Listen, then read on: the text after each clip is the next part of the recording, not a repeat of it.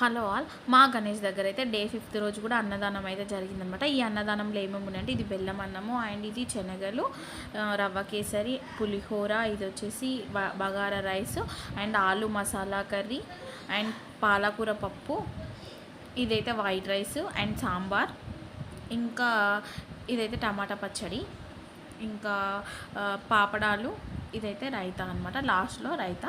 So ఇది మా అపార్ట్మెంట్లో అన్నదానానికి అయితే ఒక ఆంటీ వాళ్ళైతే చేశారనమాట. సో వాళ్ళ ఇంట్లోనే కుక్ చేసుకొని తీసుకొచ్చారు ఈ ఫుడ్ అంతా.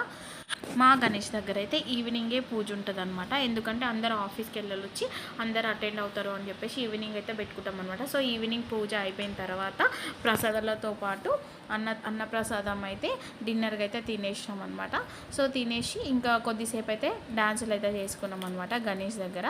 సో ఇట్లా మా డే 5th అయితే ఫినిష్ అయిపోయింది అనమాట. వీడియో నచ్చితే లైక్ చేయండి.